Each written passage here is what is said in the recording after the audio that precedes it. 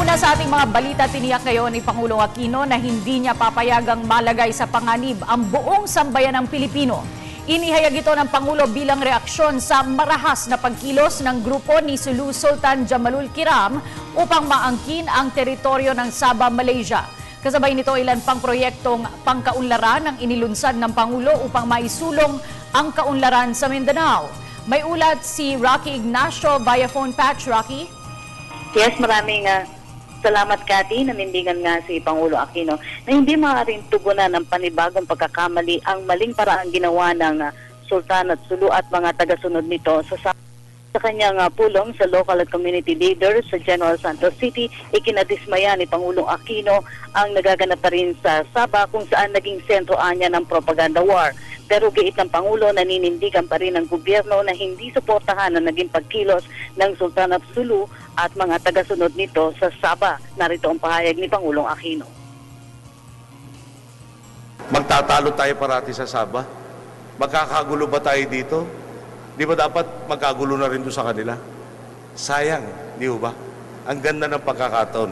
Kaya sa akin, no, at ako yung maapela sa inyo, dapat to maliwanag na maliwanag dito. Etong pangyayaring to mali. Kung mali, bakit natin susuportahan? Dapat suportahan po natin yung tama. Yung tama ho, magdadala sa atin sa maliwalas na kondisyon. Yung mali, dadalhin tayo sa kapahamakan. Yun lang po, simple-simple ang mensahe.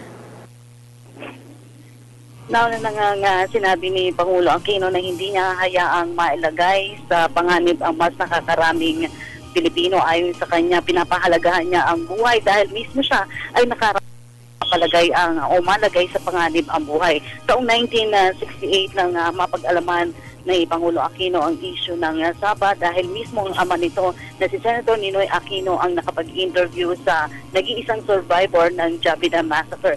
Yung sinasabi nagsagawa ng sinagawang operasyon para umano i-train ang government forces para i-occupy ang Sabah. Pero kung noon nagkagirian ng Pilipinas at Malaysia, ito na daw ngayon ang sitwasyon dahil sila na mismo ang tumutulong maging sa usapin pangkapayapaan sa Mindanao. Sa gitna pa rin ng usapin sa Sabah, biyaheng Mindanao si Pangulo Aquino para sa paglulunsad ng ilang mahalagang programa.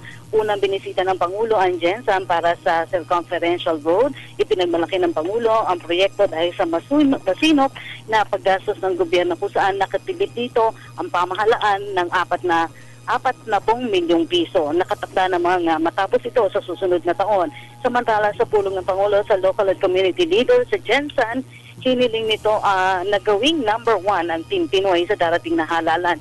Hindi na daw kasi dapat mabaliwala ang mabubuting reforma dahil sa matuwid na daan. Kabilang na dito ang pagwawakas sa kakulangan ng daan at pagbibigay ng elektrisidad sa 36,000 barangay sa buong bansa. Nag-uulat para sa Telebisyon ng Bayan, Rocky Ignacio, General Santos City.